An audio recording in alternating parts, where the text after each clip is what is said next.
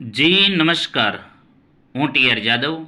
અમારી ચેનલમાં ફરીથી એક નવા વિડીયોમાં તમારું સ્વાગત છે. મિત્રો, તમે બધા મસ્ત હશો, મજામાં હશો, ખુશ હશો, કારણ કે ગઈકાલે જીએસઆરટીસી હેલ્પર મેરિટ લિસ્ટ જાહેર થયું છે અથવા તો પરિણામ જાહેર થયું છે. એટલે તમે બધા મસ્ત હશો, સ્થળ પસંદગી માટેની તૈયારી કરી રહ્યા છો. તો મિત્રો, આ વિડીયોમાં વાત કરીશું જીએસઆરટીસી હેલ્પર માટે વેઇટિંગ લિસ્ટ ક્યારે, તો તેના વિશે આ વિડીયોમાં ચર્ચા કરીશું.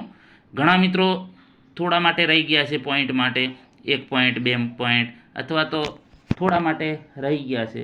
તો ઘણા મેસેજ કરી રહ્યા છે કે સર વેઇટિંગ ક્યારે આવશે. તો દરેક મિત્રોને અલગથી એમને જવાબ ન આપી શકાય, એટલા માટે આપણે એક વિડીયો બનાવીએ. વિડીયોના માધ્યમથી તમે જાણી શકો. તો મિત્રો, આ વેઇટિંગ લિસ્ટ ક્યારે, તો તેના વિશે આ વિડીયોમાં ચર્ચા કરીશું.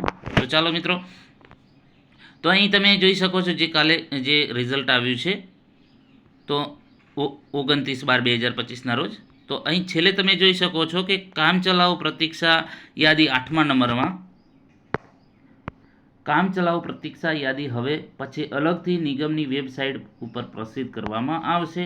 હવે મિત્રો, જે છે સ્થળ પસંદગી માટે 1658 ઉમેદવારોને 2 દિવસ માટે બોલાવ્યા છે, 30 અને 31 તારીખ. તો 1658 ઉમેદવારો જે છે ત્યાં જશે પોતાના સ્થળ પસંદગી માટે. અને થોડા ટાઈમ પછી, મતલબ કે ભલે 15 દિવસ, 10 દિવસ અથવા તો મહિના પછી પણ આ લોકો વેઇટિંગ લિસ્ટ જીએસઆરટીસી જાહેર કરશે, એ ફાઇનલ છે.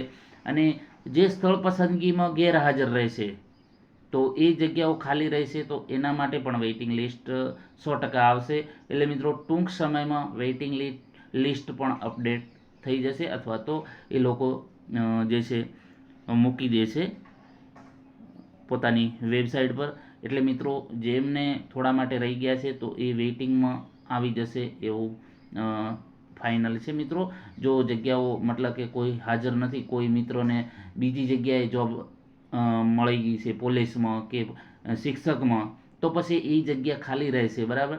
તો એ જે ખાલી જગ્યા છે તો એ માટે વેઇટિંગ લિસ્ટ જાહેર કરશે. તો એ વેઇટિંગ પ્રમાણે ફરીથી એ લોકોને સ્થળ પસંદગી માટે જે વેઇટિંગમાં રહ્યા છે, બરાબર, જેમનું નામ મતલબ કે 1658 પછીની જે સંખ્યા છે, તો એ ઉમેદવારો, બરાબર, તો એ ઉમેદવારોને ફરીથી પછી એમને સ્થળ પસંદગી માટે અથવા તો ડાયરેક્ટ એમને મતલબ કે બોલાવી અને એમને જે તે ડિવિઝન કે ડેપોમાં નિમણૂક આપી દેશે. એમાં સ્થળ પસંદગી નહીં હોય, કારણ કે વેઇટિંગમાં ડાયરેક્ટ એમને જ્યાં જગ્યા ખાલી છે, બરાબર, અથવા તો ઘણા મિત્રો નોકરીએ ચાલુ થયા પછી પણ એમને જો મજા નહીં આવે તો છોડી દેશે, તો એ પણ જગ્યા ખાલી રહેશે.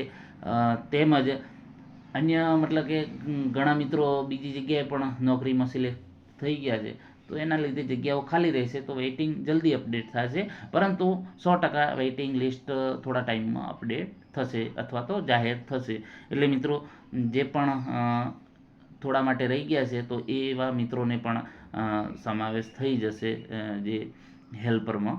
તો ચિંતા ના કરતા, થોડા ટાઈમમાં જે ચોક્કસ આપણે ટાઈમ ના કહી શકીએ, પરંતુ જીએસઆરટીસી જે નક્કી કરે એ ટાઈમે જે છે વેઇટિંગ લિસ્ટ જાહેર થઈ જશે.